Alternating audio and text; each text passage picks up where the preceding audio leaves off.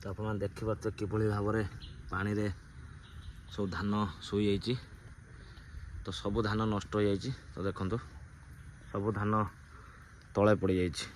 ଦେଖନ୍ତୁ ଦାନାର ପ୍ରଭାବରେ କିଭଳି ଭାବରେ ଚାଷ ଜମି ସବୁ ପାଣିର ପଡ଼ିଛି।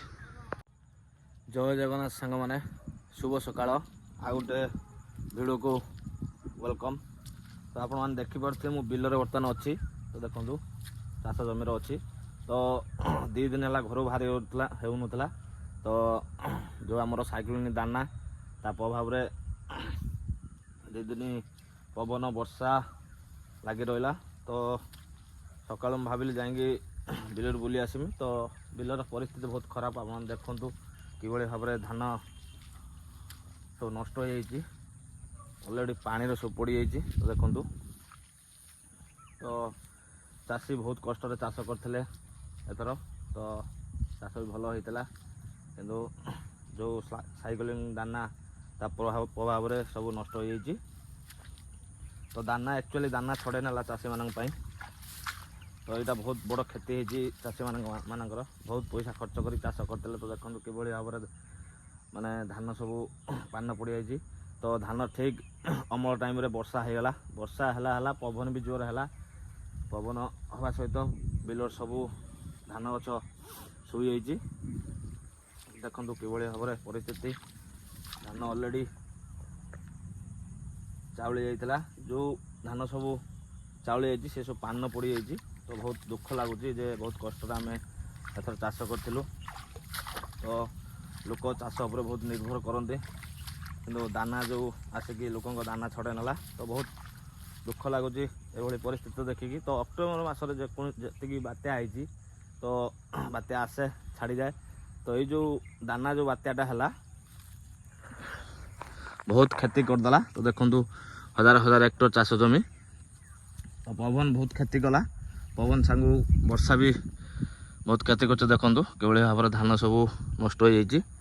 ତ ଆଉ କିଛି ବି ହେବ ନାହିଁ, କାହିଁକିନା ଅଲରେଡ଼ି ଧାନ ସବୁ ତଳେ ପଡ଼ିଯାଇଛି। ତ ଧାନ ଗଛ ବି ସବୁ ନଷ୍ଟ ହୋଇଯିବ। ତ କିଛି ଜାଗାରେ ବି ଧାନ ବାହାରି ନାହିଁ। ସୁନ୍ଦର ଭାବରେ ଏଥର ଚାଷ ହୋଇଥିଲା, କିନ୍ତୁ ଏମିତି ହେବ ବୋଲି କେହି ଜାଣିନଥିଲେ। ତ ପାଣି କିଭଳି ଭାବରେ ଚାଲିଛି ଦେଖନ୍ତୁ। ପାଣି ହିଡ଼ ଗୁଡ଼ା ପାଣି। ଧାନ କିଛି ବି ହେଇନି। ଧାନ ଅମଳ ଟାଇମ୍ରେ ଦାନାର ପ୍ରଭାବ ସବୁ ଉଜାଡ଼ି ଦେଲା। ବହୁତ ଲୋକ ବି ଭାଙ୍ଗି ପଡ଼ୁଛନ୍ତି। ଯେଉଁମାନେ ଚାଷ କରୁଛନ୍ତି ସେମାନେ ବହୁତ ଭାଙ୍ଗି ପଡ଼ୁଛନ୍ତି। ତ ବହୁତ ଦୁଃଖ ଲାଗୁଛି। ତ 2 ଦିନ ହେଲା ଘରୁ ବାହାରି ହେଉନଥିଲା। ବାପା କହିଲେ ଟିକେ ଯାଇକି ବିଲ ଆଡ଼ୁ ବୁଲି ଆସିବୁ।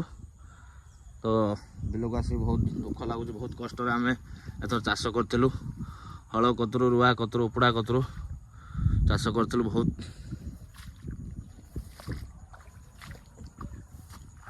କ'ଣ କରିବା, ଦୁଃଖର ପାହାଡ଼ ଆମ ଉପରେ ଲଦି ହେଇଗଲା। ତ ଏଭଳି ପରିସ୍ଥିତି ଆମେ କେବେ ସାମ୍ନା କରିନଥିଲୁ। ତ ବାତ୍ୟା ଆସେ ଯାଏ। ତ ବାତ୍ୟା ପରେ ବି 2 ଦିନ ଯେଉଁ ବର୍ଷା ଲାଗି ରହିଲା, ପବନ ହେଲା, ତ ସେଇଟା ବେଶୀ କ୍ଷତି କଲା। କିଭଳି ଭାବରେ ଧାନ ଗଛ ପାଣିର ଶୋଇଯାଇ ଦେଖନ୍ତୁ।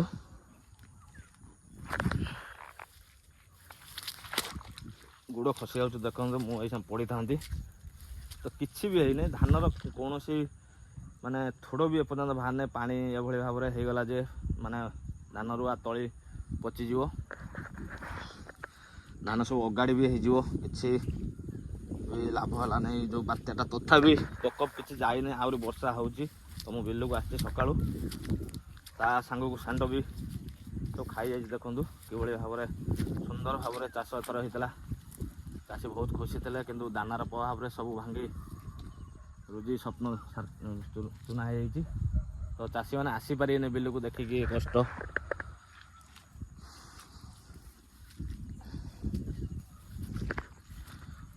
କିଭଳି ଭାବରେ ଦେଖନ୍ତୁ ଧାନ ସବୁ ତଳେ ଶୋଇଯାଇଛି।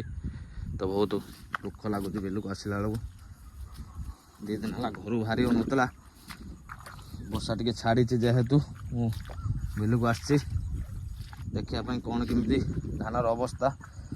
କିନ୍ତୁ ବହୁତ କ୍ଷତି ହେଇଯାଇଛି। କ୍ଷତିର ଆକଳନ ଆପଣମାନେ କରିପାରୁଥିବେ। ହଜାର ଚାଷ ଜମି ଦେଖନ୍ତୁ ସବୁ ପାଣି ପଶିଯାଇଛି ପବନ ଦ୍ୱାରା।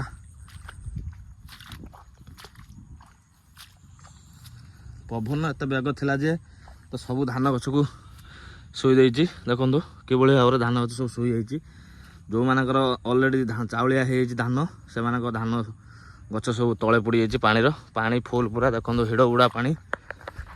କ'ଣ କରିବା, ମୁଁ ଆଉ ଭିତରକୁ ଯାଇପାରୁନି। ତ ଏକା ଅଛି ସକାଳୁ, ତ ବର୍ଷା ପକାଉଛି। ଆମ ବିଲ ବହୁତ ଆଗକୁ ଆହୁରି ଅଛି। ତ ସେପଟେ ବି ବହୁତ ଲୋକ ଯାଉଛନ୍ତି ବିଲକୁ ଦେଖିତେ। ତ ଦେଖନ୍ତୁ ଆପଣମାନେ ଦେଖିପାରୁଥିବେ ସେପଟେ ଯାଉଛନ୍ତି। ତ ଏପଟେ ବି କିଛି ଲୋକ ଅଛନ୍ତି ଭିତରେ, ପୁରା ଯାଇଛନ୍ତି ଭିତରକୁ। ଯେଉଁମାନଙ୍କର ଚାଷ ଜମି ଭିତରେ ସେମାନେ ଯାଇଛନ୍ତି ପାଣି କାଟିବା ପାଇଁ। ପାଣି ଯେହେତୁ ଫୁଲ୍ ଅଛି, ଯାହା ବି ହଉ ବହୁତ କଷ୍ଟ ଲାଗିଲା। ଏଇ ଯେଉଁ ବାତ୍ୟାଟା ଦାନା ଲୋକଙ୍କ ମୁହଁରୁ ଦାନା ଛଡ଼େଇ ନେଲା। ତ ବାତ୍ୟା ଦାନା ପ୍ରଭାବରେ ବହୁତ କ୍ଷତି ହେଇଯାଇଛି ଚାଷ ଜମି, ଆପଣମାନେ ଦେଖିଲେ। ଗାଁରେ ବି ଗଛ ଭାଙ୍ଗି ଗଳି ପଡ଼ିଛି, ତାର ଛିଡ଼ି ଯାଇଛି, ଖୁଣ୍ଟି ବି ଗଳି ପଡ଼ିଛି। ସେଥିପାଇଁ ବିଲକୁ ଆଇଲି ସକାଳୁ, ମୁଁ ଦେଖିବି ଯାଇକି କ'ଣ ବିଲର ଅବସ୍ଥା। କିନ୍ତୁ ବିଲର ଅବସ୍ଥା ବହୁତ ଖରାପ, ଆପଣ ଦେଖିପାରୁଥିବେ। ପାଣି ପୁରା ଫୁଲ୍।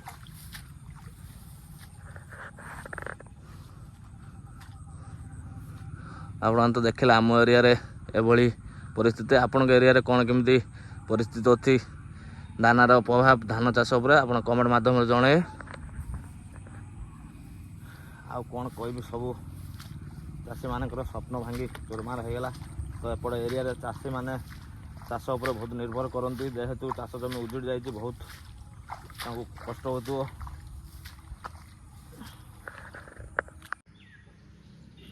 ତ ଆପଣମାନେ ଦେଖିପାରୁଥିବେ ସିଧାସଳଖ ପୋଖରୀରୁ ପାଣି ମାନେ ଫୁଲ୍ ହେଇକି ବିଲକୁ ପ୍ରବେଶ କଲାଣି। ତ ଏତେ ଜୋର ବର୍ଷାର ପ୍ରକୋପ ଥିଲା। ତ ଦେଖନ୍ତୁ ପାଣି ପୁରା ଫୁଲ୍ ପୋଖରୀ, ପାଣି ଫୁଲ୍ ହେଇକି ବିଲକୁ ପଶିଛି। ତ ସବୁ ପୋଖରୀ ପାଖରେ ଯେତେ ସବୁ ଗଛ ଥିଲା ସବୁ ଭାଙ୍ଗି ଭୁଙ୍ଗି ଯାଇ। ତ ଦେଖନ୍ତୁ କିଭଳି ଭାବରେ ପରିସ୍ଥିତି ହେଇଯାଇଛି। ତ ପାଣି ଏଇ ବାଟେ ପୋଖରୀରୁ ପାଣି ବିଲକୁ ଯାଇଛି। ତ ଦେଖନ୍ତୁ ବହୁତ କଷ୍ଟ ଲାଗୁଛି ଏ ଦୃଶ୍ୟ ଦେଖିକି। ତ ଦେଖନ୍ତୁ ଦାନାର ପ୍ରଭାବରେ ବାଡ଼ିରେ କିଭଳି ପରିସ୍ଥିତି ହେଇଯାଇଛି। ତ କଦଳୀ ଗଛ ବି ଗଡ଼ି ପଡ଼ିଛି, ଦେଖିପାରୁଥିବେ। ତ ବହୁତ କ୍ଷତି ହେଇଛି। ତ ଏପଟେ ବି ଭାଙ୍ଗି ଯାଇଛି ସବୁ ଗଛ ଦ୍ୱାରା, ଗଛ ଘର ବି ଇଏ ହେଇଯାଇଛି। ତ ଦେଖନ୍ତୁ କଦଳୀ ଗଛ ପ୍ରାୟ, ଅମୃତଭଣ୍ଡା ଗଛ ପ୍ରାୟ ସବୁ ଭାଙ୍ଗି ଯାଇଛି। ପୋଖରୀ ପାଣି ପୁରା ଫୁଲ୍। ତ ଦେଖନ୍ତୁ ଆମ ଗାଁ ପୋଖରୀ ପାଣି ପୁରା ଫୁଲ୍। ତ ଏପଟ ଗୋଟେ ପୋଖରୀ ଅଛି, ଏପଟ ବି ଫୁଲ୍। ତ ସେଠି ଗଛ ବି ଭାଙ୍ଗି ଯାଇଛି। ଦେଖନ୍ତୁ ଗଛ ବି ଭାଙ୍ଗି ଯାଇଛି, ସବୁଆଡ଼େ ଗଛ ଭାଙ୍ଗି ଯାଇଛି। ଏଠି ବାଁଶୁଦା ଗଛ ବି ଭାଙ୍ଗି ଯାଇଛି। ତ ବଡ଼ କୋଳି ଗଛଟା ବି ଭାଙ୍ଗି ଯାଇଛି। ତ ଦେଖନ୍ତୁ ବହୁତ ବଡ଼ କୋଳି ଗଛ, ଦେଖିପାରୁଥିବେ। ତ କେତେ ବଡ଼ କୋଳି ଗଛ ଗଳି ପଡ଼ିଛି। ଦେଖନ୍ତୁ କୋଳି ଅଲରେଡ଼ି ଫଳିଆ ଟାଇମ୍ର କୋଳି ଗଛ ଗଳି ପଡ଼ିଛି। ତ ଦେଖନ୍ତୁ କୋଳି ବି ଗୋଟେ ଗୋଟେ ଫୁଲ ଧରିଛି, କୋଳି ହେଲାଣି। ତ ବିରାଟ ବଡ଼ ଗଛ ଏଠି ଗଡ଼ି ପଡ଼ିଛି। ତ ଦେଖନ୍ତୁ ଆପଣମାନେ ଆମ ଗାଁର ଦୃଶ୍ୟ। ତ କଦମ ଗଛ ଗଡ଼ି ପଡ଼ିଛି। ତ ସେପଟ ବି ଗୋଟେ ଗଛ ଗଡ଼ି ପଡ଼ିଛି ସେଠି। ତ ଦେଖନ୍ତୁ ତ କଟାର ଦୋକାନ ବି ଏଠି ଭାଙ୍ଗି ଯାଇଛି। ତ ଏଠି ଗୁପଚୁପ ବେପାର କରେ, ଏଟା ବି ଭାଙ୍ଗି ଯାଇଛି। ତ ଦାନା ସବୁ ନଷ୍ଟ କରିଦେଇଛି।